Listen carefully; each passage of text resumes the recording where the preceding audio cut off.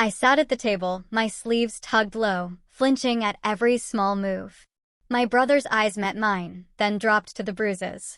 He stayed quiet, just hugged me goodbye like he always did. But 4 hours later, when the house was still and dark, I heard the front door creak open again. And this time, he didn't come back alone.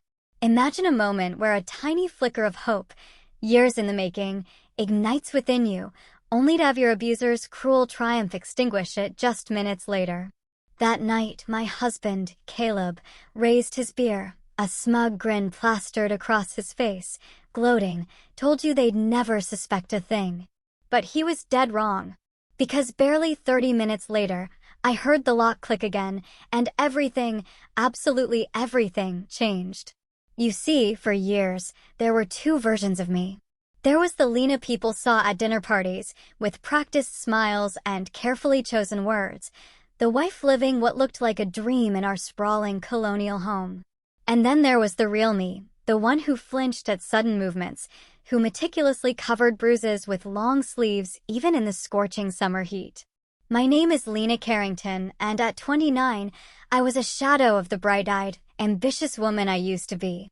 My voice, once vibrant with opinions I wasn't afraid to share, had learned to measure each word, to be careful. The day my brother Gareth was coming for dinner, my hands trembled as I chopped vegetables in the kitchen. Gareth, my childhood protector, my confidant, the one who taught me to ride a bike and stand up to bullies. But now? He was like a distant relative, seen only at holidays, our connection frayed ever since he married Mira 5 years ago. Need any help? Caleb's voice sliced through my thoughts, making the knife slip. He was in the doorway, handsome as ever, in that effortless way that first drew me in. Dark hair, blue eyes that crinkled when he smiled, the kind of man everyone gravitated towards. No, I've got it, I managed, my voice steady despite the anxiety churning inside. He came over, placing his hands on my shoulders. It looked loving, right? But his fingers pressed just hard enough to make me wince. You seem nervous, he whispered, his lips too close to my ear. It's just your brother. No need to make such a fuss. I nodded, trying to appear agreeable. I just want everything to be perfect. He reached around me, plucking a bell pepper slice. Perfect? Like your cooking ever is, he chuckled, as if it were a harmless joke. Then, leaning in again, make sure you don't bore them with your stories this time. This was Caleb. Charming, yes. But oh, so cruel. Small comments, laced with just enough truth to make me doubt myself, delivered with a smile that always made me question if I was overreacting. I swallowed the defense that rose in my throat. Not worth it. Not today. The doorbell rang at exactly 7. Caleb transformed instantly. Shoulders relaxed, smile genuine, voice warm as he welcomed Gareth and Mira. Gareth, my brother, came in first, his tall frame filling the entryway. At 32, he looked so much like our father. Same sandy hair, same kind eyes. He hugged me tightly, and for a fleeting moment, I felt safe. Hey, Lily, he whispered, using my childhood nickname. I blinked back tears. Hi, Gareth. It's good to see you. Mira followed, elegant as always in a fitted black dress. She air-kissed my cheek, her expensive perfume overwhelming. Lena, she said, her voice cool. The house looks lovely. Did you finally hire a decorator? There it was. The subtle dig, implying I couldn't possibly have created something beautiful on my own. I forced a smile. No, just been watching a lot of home improvement shows. Dinner began smoothly. Caleb poured wine, told funny stories, asked all the right questions about Gareth's new job. I mostly stayed quiet, focusing on serving food without wincing every time I reached across the table. Just 3 days before, Caleb had grabbed my arms during an argument, his fingers digging into my flesh hard enough to leave marks. The bruises were still fresh, purple, and tender beneath my long-sleeved blouse. So, Lena, Gareth said, his warmth a stark contrast to Mira's coldness. How's the graphic design work going? Before I could answer, Caleb cut in. She's taking a break, actually. Weren't you just saying yesterday how you needed to focus on our home life more? His hand found mine under the table, squeezing with a hidden pressure. Right? I agreed quietly. The truth was, Caleb had convinced me to quit 6 months ago. Said my clients were taking advantage. Said I was working too hard for too little. Somehow, I ended up with no clients at all. Mira sipped her wine. Well, not everyone needs a career to feel fulfilled. Some women are perfectly happy focusing on their husbands. Her smile didn't reach her eyes. Though I could never do it. I'd be bored to tears after a week. I leaned forward to refill Gareth's water glass and felt it. The sleeve of my blouse rode up. Just for a second. But a second was all it took.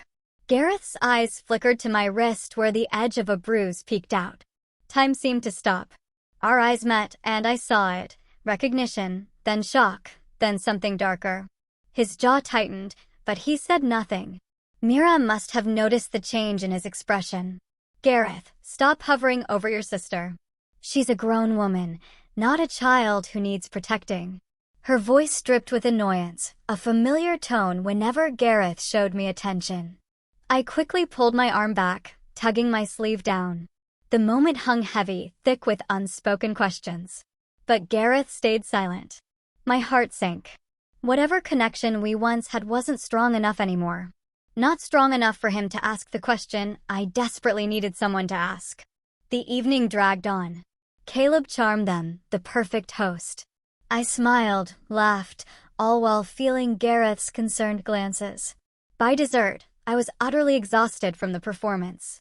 When they finally prepared to leave, Gareth hugged me longer than usual, his arms gentle, as if he knew exactly where it hurt. "Take care of yourself, Lily," he whispered, and there was a weight to his words that made my eyes burn. I nodded, a lump in my throat. Mira barely said goodbye, already talking about an early meeting. And then they were gone, leaving me alone with Caleb and the crushing weight of disappointment. Caleb closed the door, turning to me with a smug grin.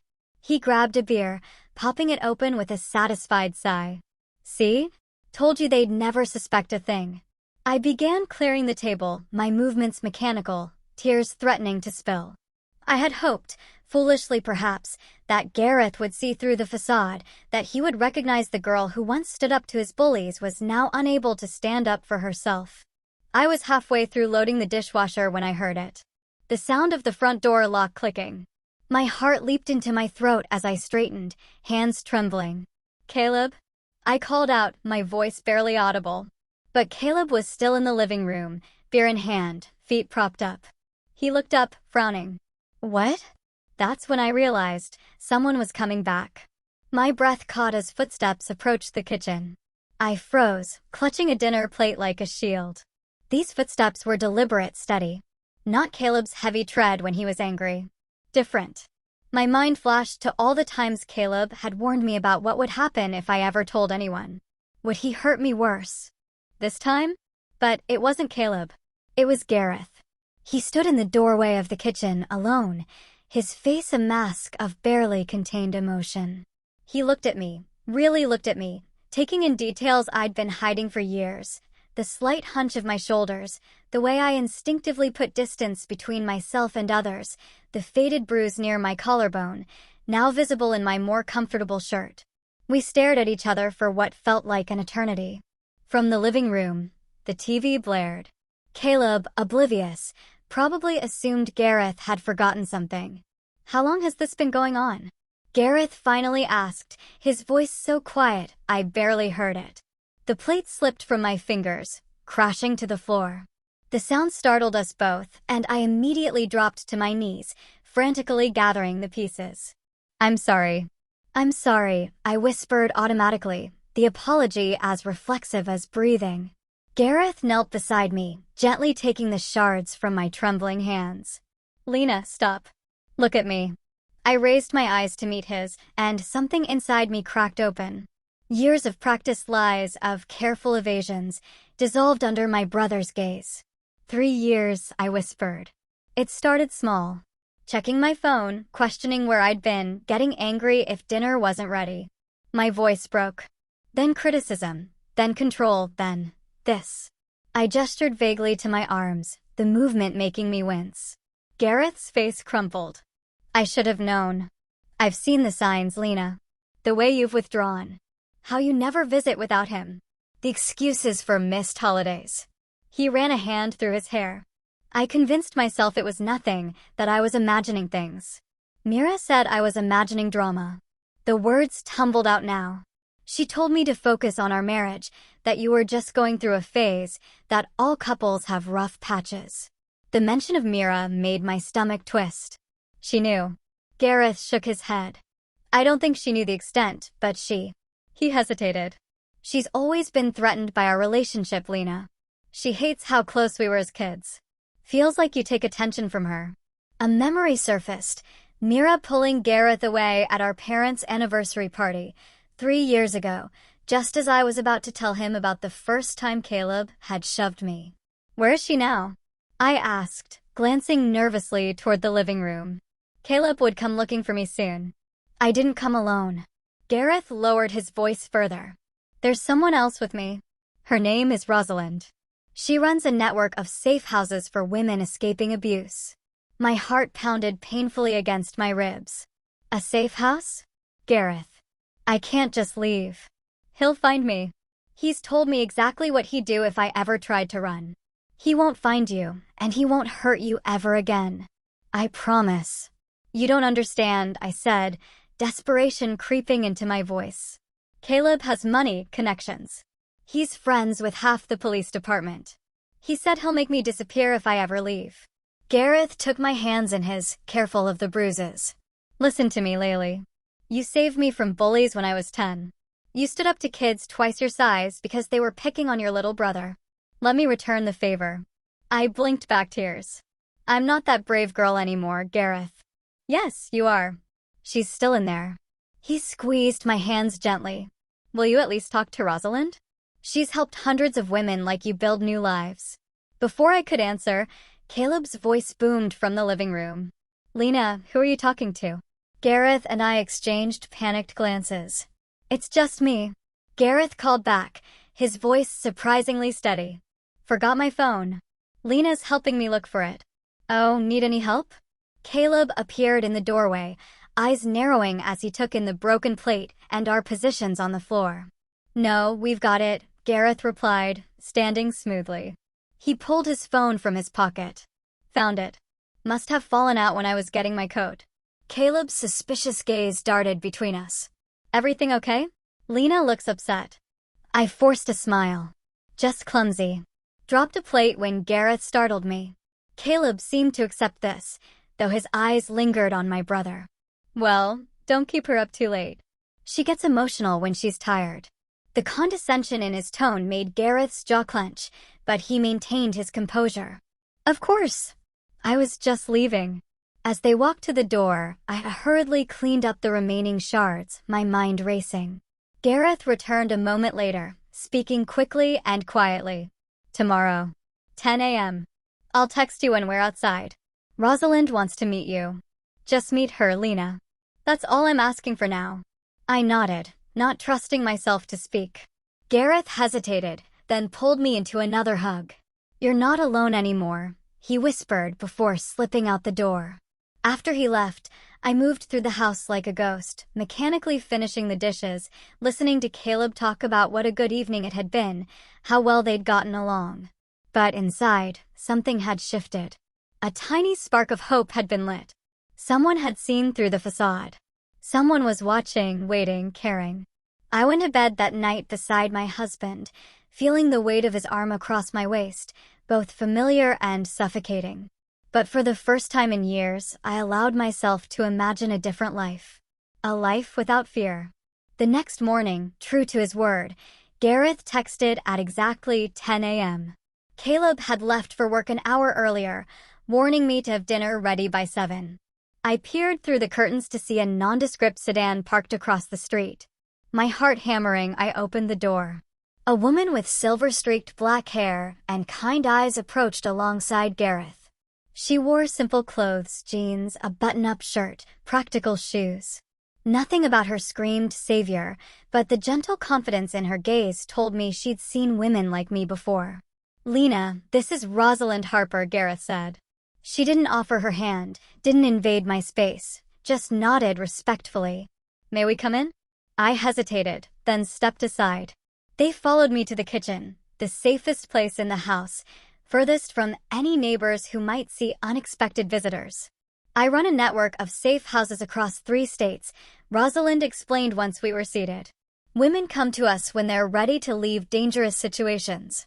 We provide temporary housing, legal assistance, counseling, and eventually help rebuilding independent lives. Her voice was matter-of-fact, not pitying. I appreciated that. I've been with Caleb for 7 years, I said. Married for 5. I don't have my own bank account anymore. My car is in his name. I haven't worked in months. Rosalind nodded. That's very common. Isolation and financial control are powerful tools of abuse. I'm not sure I can leave, I admitted. He'll come after me. That's why we have security protocols, she replied. No one finds our safe houses unless we want them to. She pulled out her phone, showing me photos of women standing in front of small businesses, university buildings, new apartments. Their faces were blurred, but their body language spoke volumes. Shoulders back, heads high. These are some of the women we've helped, Rosalind said. 5 years out, 3 years, 7 years. I stared at the images, unable to believe the confidence radiating from these once broken women. They looked so free. It won't be easy, Rosalind continued. But it is possible. When they left an hour later, I helped Gareth sneak out the back way, paranoid that Caleb might return unexpectedly or a neighbor might report seeing visitors. I'm not ready, I told my brother at the door, hiding my trembling hands in my pockets. Not yet.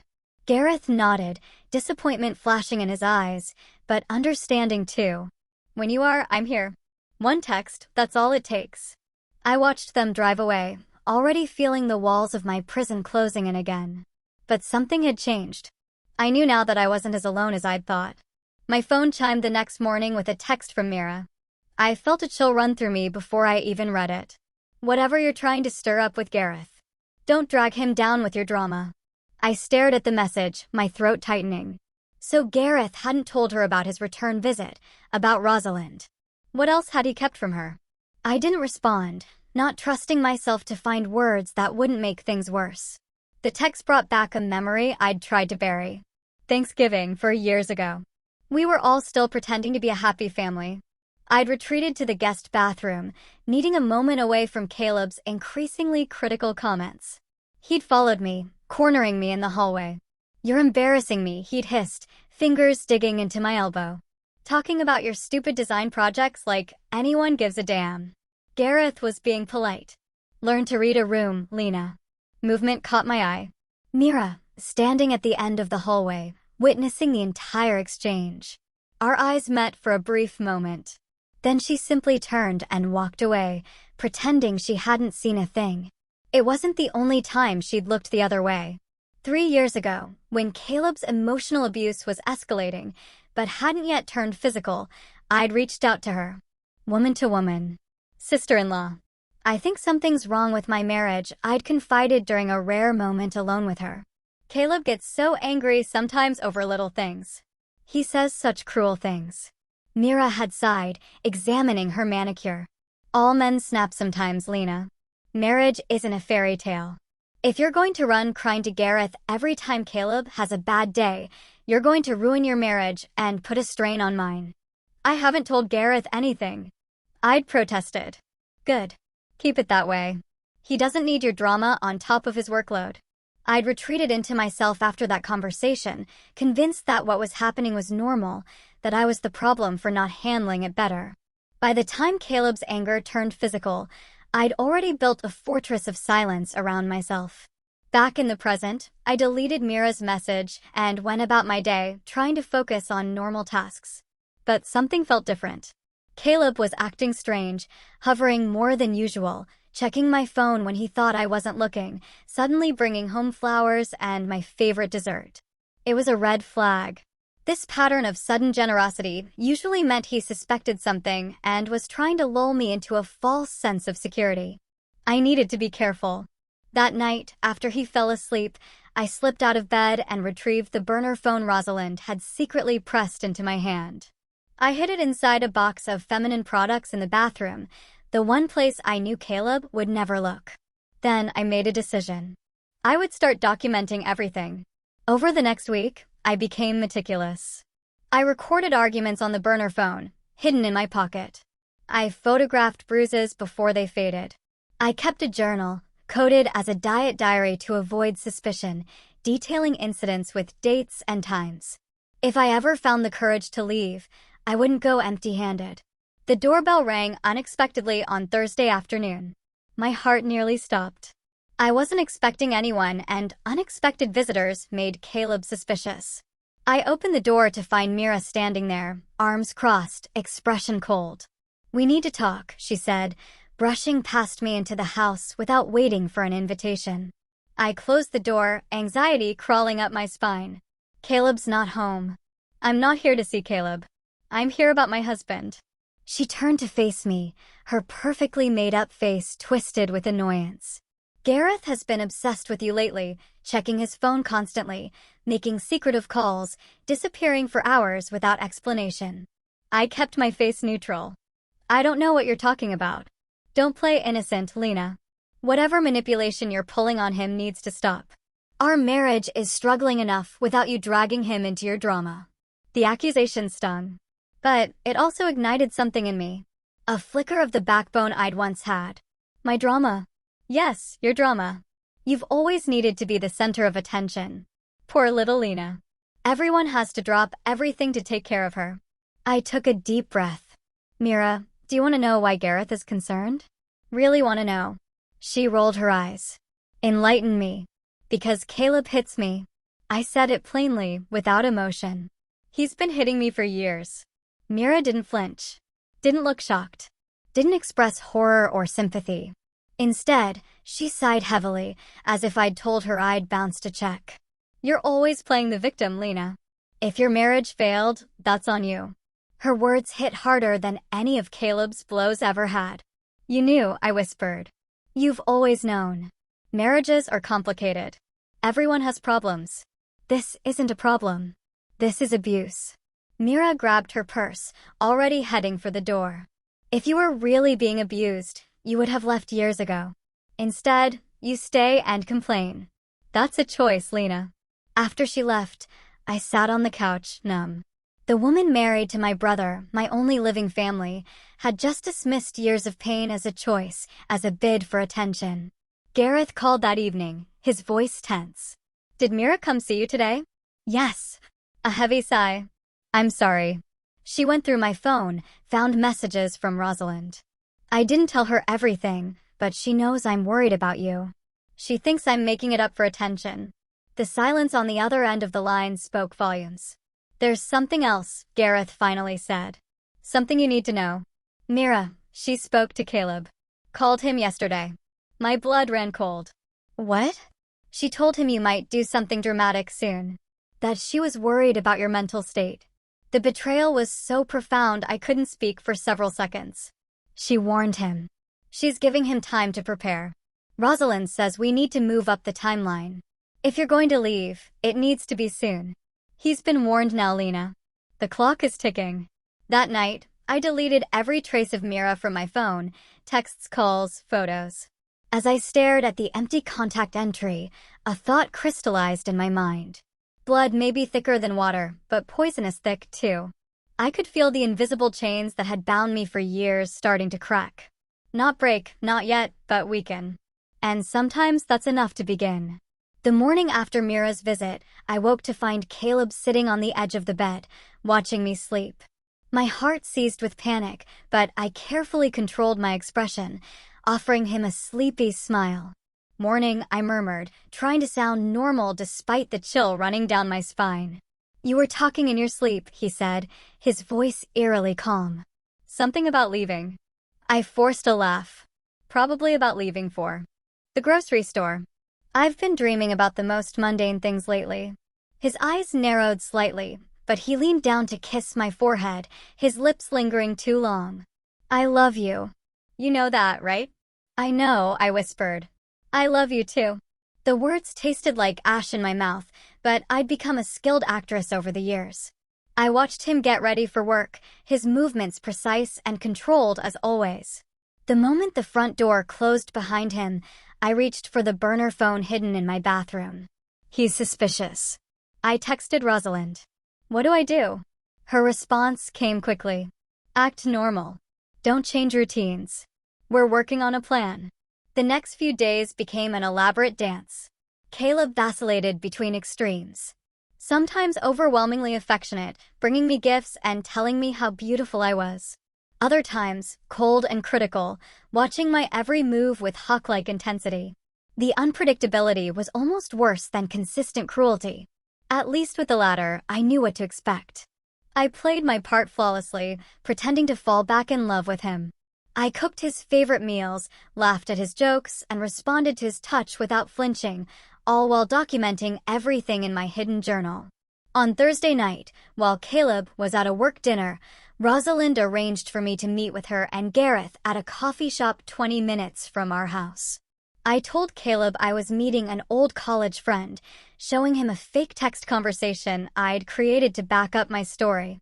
You didn't mention this before, he said, suspicion clouding his features. It just came up today, I replied, keeping my voice light. Jenny's in town for a conference. It's been years. You don't mind, do you? He studied me for a long moment before nodding. Be home by 9, of course. At the coffee shop, Gareth and Rosalind sat at a corner table, heads bent in serious conversation. Gareth looked exhausted, dark circles under his eyes.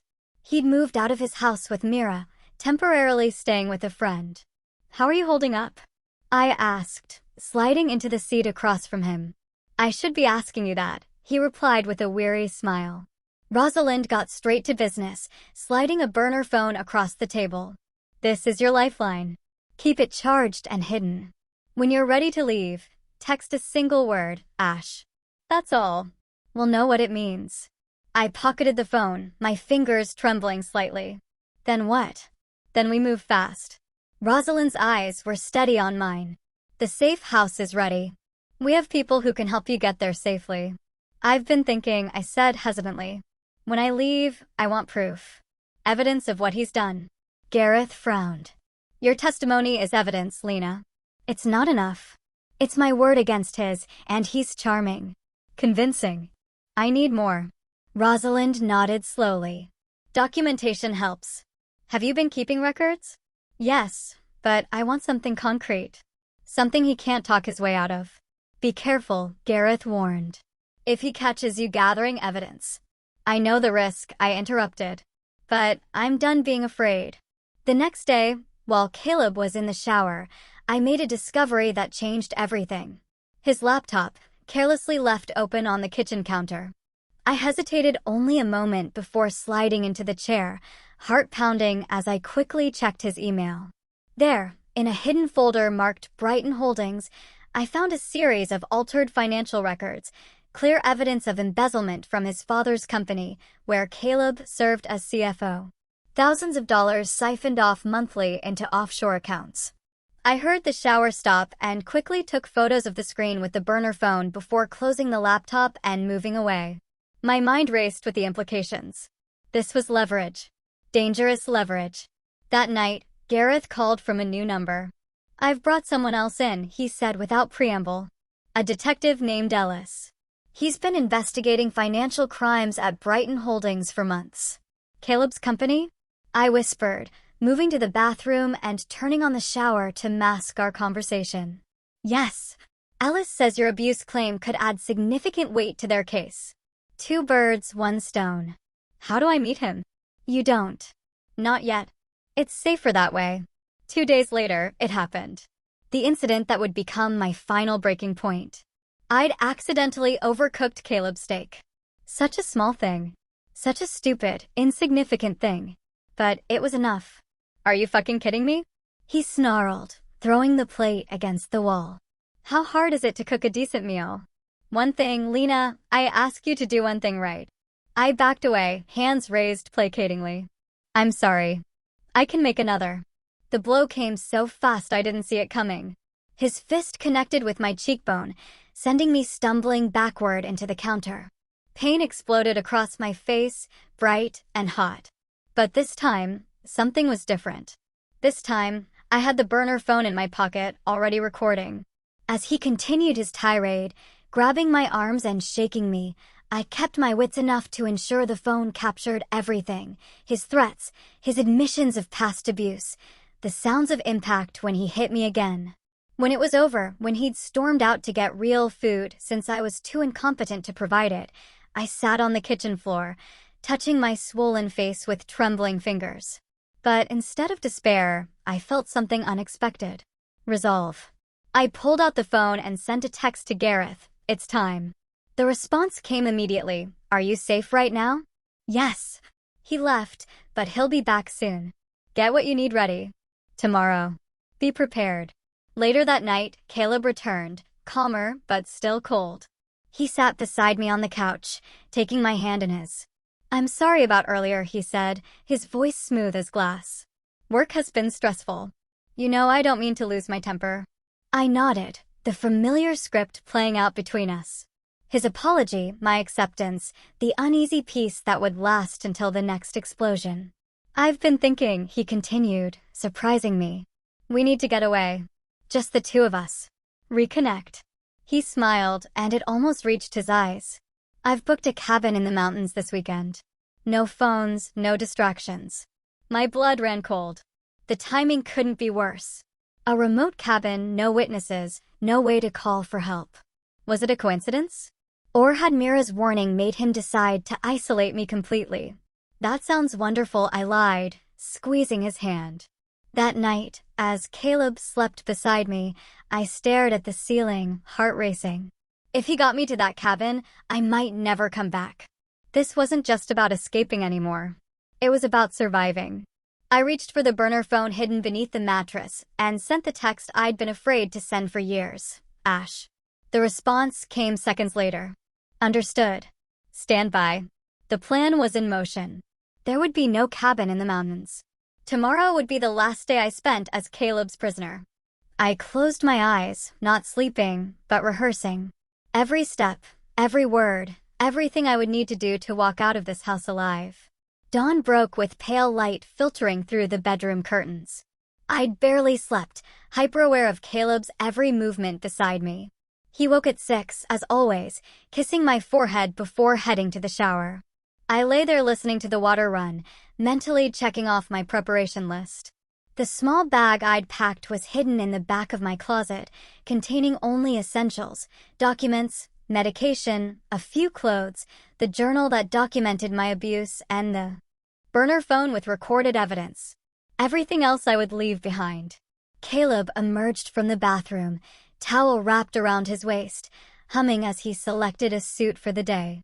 "I'll leave work early today," he said, buttoning his shirt. "We should hit the road by 4 to beat traffic to the mountains."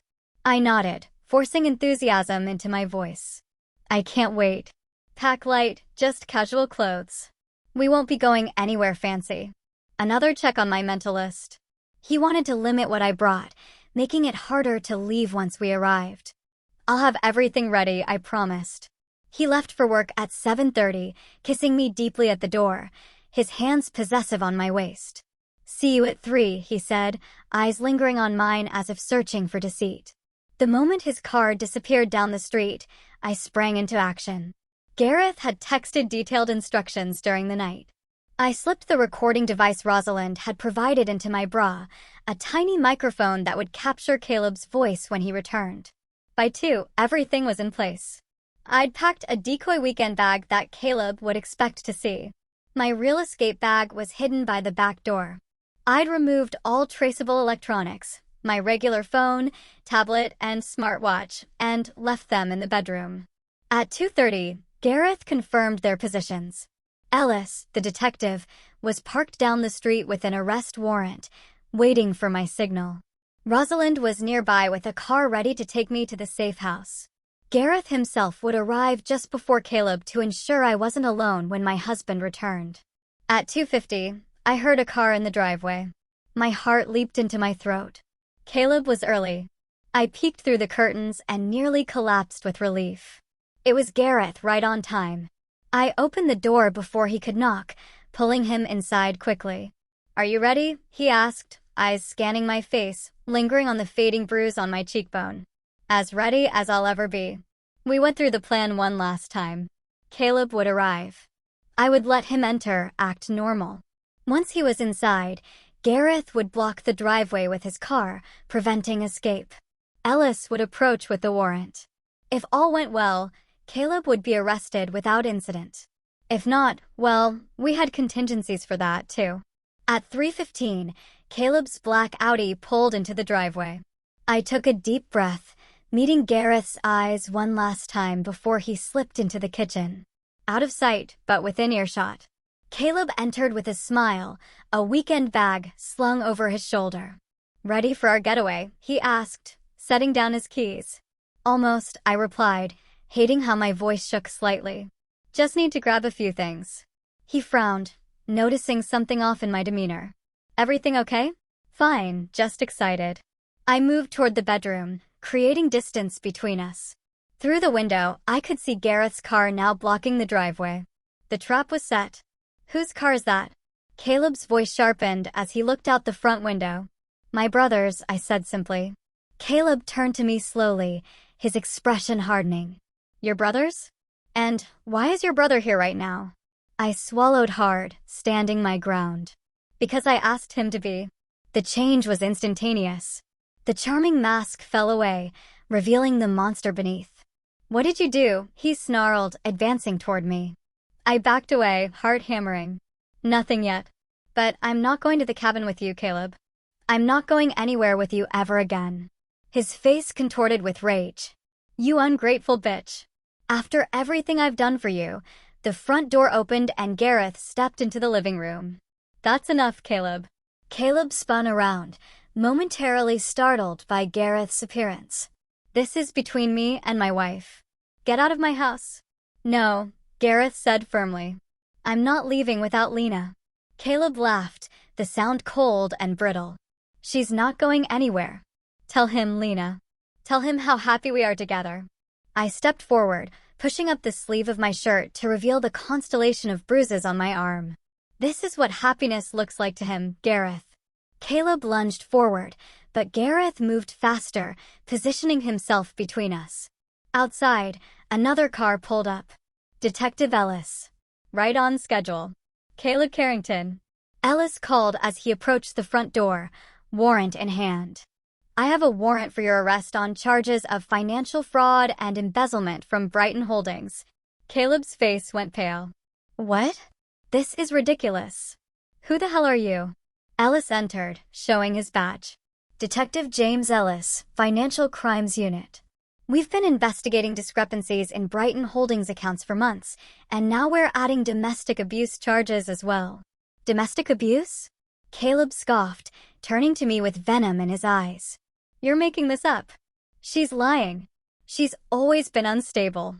With steady hands, I pulled out my phone and played the recording from 2 days ago. His voice crystal clear as he berated me. The unmistakable sound of his fist connecting with my face. My cry of pain. "I have dozens more like this," I said quietly, going back months. Caleb's expression shifted from disbelief to absolute rage. With a roar, he lunged at Gareth, fists flying. "You did this. You turned her against me."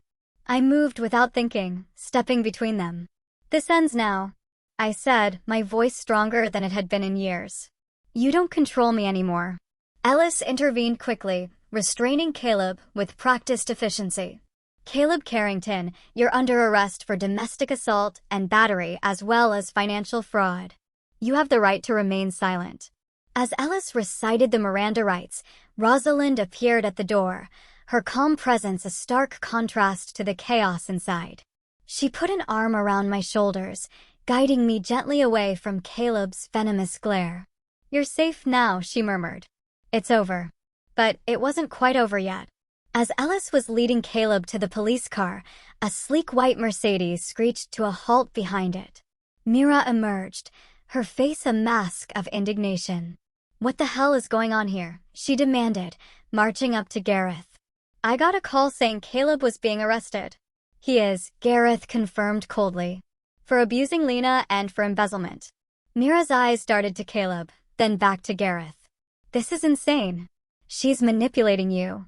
She's always been jealous of us, of our marriage." Stop it. Gareth exploded, his patience finally shattering. You knew. You knew what he was doing to her, and you let her rot in that house while you whispered lies in my ear. Mira took a step back, shock registering on her face at his outburst. Gareth, you're not thinking clearly. I'm thinking more clearly than I have in years, he interrupted. You chose a side. You warned him when you found out I was helping Lena. You tried to keep me from protecting my own sister. I was protecting our marriage.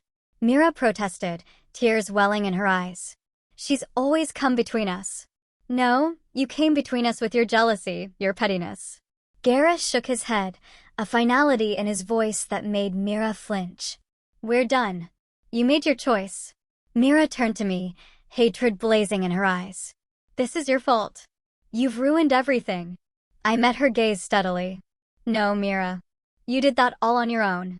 As Ellis drove away with Caleb in the back seat, I stood in the doorway of the house that had been my prison for so long. 5 years of fear.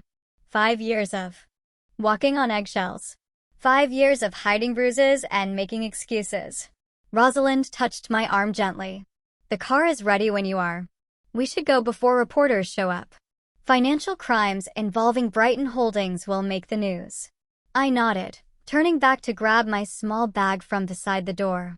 I took one last look around at the perfect furniture, the spotless kitchen, the carefully curated facade of a happy home. None of it was real. None of it was worth keeping. As we pulled away, I watched the house, my prison, disappear in the rearview mirror. A single tear rolled down my cheek, not of sadness, but of pure, profound release. I turned to Gareth in the back seat beside me and whispered, "Thank you for coming back that night." He took my hand, his eyes full of regret and determination. I wish I'd come sooner. 8 months later, I stood behind the counter of a small bookstore cafe, arranging a display of new releases. Sunlight streamed through the large front windows, catching dust motes in golden beams. The scent of coffee and old books filled the air, my favorite combination of smells in the world. Looking good, Rosalind commented, approaching with 2 mugs of tea.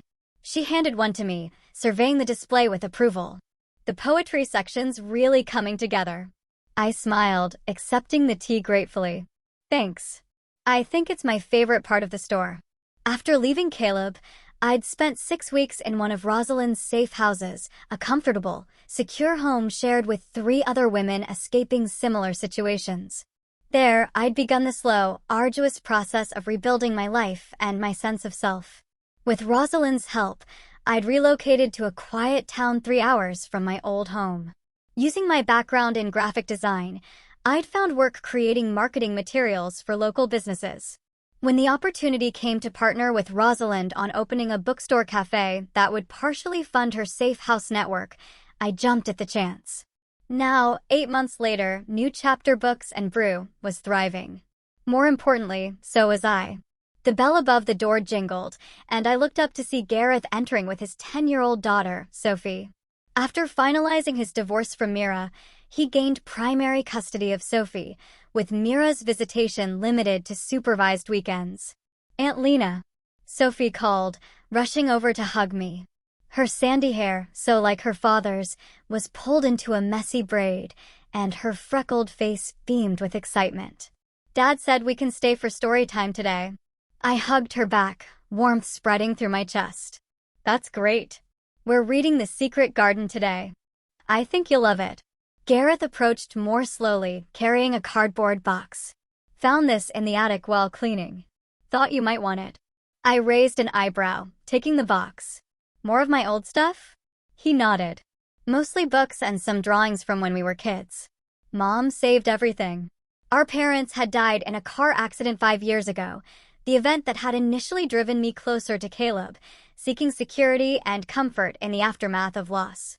Now, looking at Gareth's kind face, so similar to our father's, I realized I'd always had family who truly loved me. I just lost sight of that truth for a while. "Thanks for bringing this," I said, setting the box beneath the counter. "Are you staying for lunch?" "If you're offering," Gareth grinned. "Sophie's been talking about your tomato soup all week." As I prepared lunch in the small kitchen behind the cafe, I reflected on how much had changed. Caleb's trial for financial fraud had concluded 3 months ago, resulting in a 7-year sentence. The domestic abuse charges had added another 2 years. More importantly, I had a permanent restraining order against him. The journal I'd kept during my marriage had been published anonymously, with Rosalind's encouragement. Breakthrough. A survivor's journal had become an unexpected resource for women in similar situations, its raw honesty resonating with readers across the country. Every Tuesday evening, we hosted a support circle in the bookstore's reading room after closing. Women, and occasionally men, came to share their stories, find resources, or simply sit in silent solidarity. I facilitated these meetings alongside a professional counselor, offering the perspective of someone who had walked the path from victim to survivor. "Penny for your thoughts?"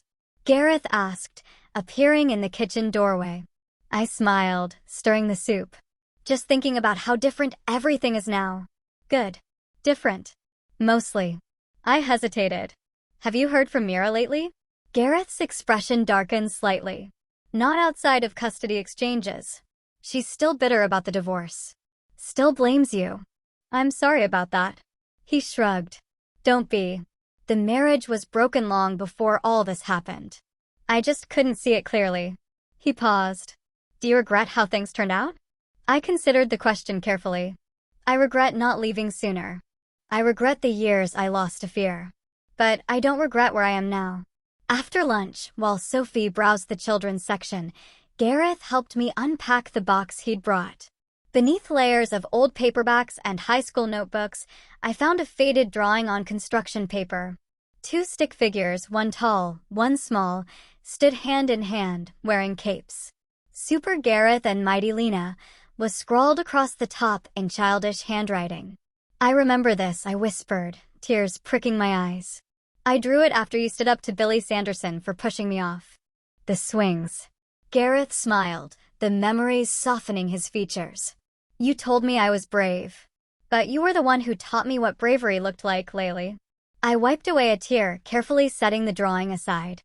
"I forgot that version of myself for a long time." "She was always there," Gareth said gently, just waiting for the right moment to come back. The following week, I found myself sitting in the back row of a courtroom, watching as another abuser faced consequences for his actions. Not Caleb this time, but the husband of Naomi, a woman who had started attending our support circles 2 months ago. Naomi sat in the front row, her shoulders straight, her testimony already given. She reminded me so much of myself from a year ago, tentative steps toward freedom, the lingering fear in her eyes, the cautious way she accepted help. We'd formed a quiet friendship over poetry. She wrote beautiful, haunting verses about captivity and release. In her, I saw echoes of my past self. And in me, perhaps she glimpsed her future potential. When the verdict came, guilty on all counts, I watched her shoulders shake with silent sobs of relief. Outside the courthouse, I waited until she emerged, then simply stood beside her in silent support as reporters clamored for statements. "Does it ever go away completely?" she asked later as we sat in the peaceful quiet of the bookstore after closing. "The fear, I mean?" I considered her question honestly. "The pain didn't end when I left," I admitted, "but it stopped growing, and eventually it made room for other things. Joy, peace, hope." Naomi nodded, absorbing this. "I'd like to believe that's possible for me, too." "It is," I assured her. "One day at a time." That evening, after everyone had gone, Rosalind approached me with an unexpected proposal. "I'm expanding the Safe House network," she explained, spreading a map across the counter. "Opening 3 more locations across the state. I need someone to help coordinate, someone who understands both the emotional and practical sides of this work." I stared at her, realization dawning. "You want me to work with you officially?" She nodded. "You have a gift, Lena. The women trust you. You speak their language because you've lived their reality. Will you consider it?" The Lena from a year ago would have hesitated, doubted her abilities, sought permission from someone else. But that woman was gone, replaced by someone stronger, someone who recognized her own worth. "Yes," I said simply. "I'd be honored." Later that night, I stood at the door of my small apartment above the bookstore, key in hand. The street below was quiet, peaceful. Through the window, I could see stars scattered across the velvet sky, a view I'd never been allowed to appreciate in my old life, where Caleb insisted on heavy curtains closed at all times. I turned the key in the lock, listening to the familiar click. A sound that once filled me with dread now represented security, sanctuary. The lock clicked again, but this time, it was me locking the door to keep peace in and everything else out. How long would you stay silent if someone you loved was suffering behind closed doors? If this story moved you, please like, subscribe, and share to help others find the courage to speak up when they see the bruises that aren't meant to be seen.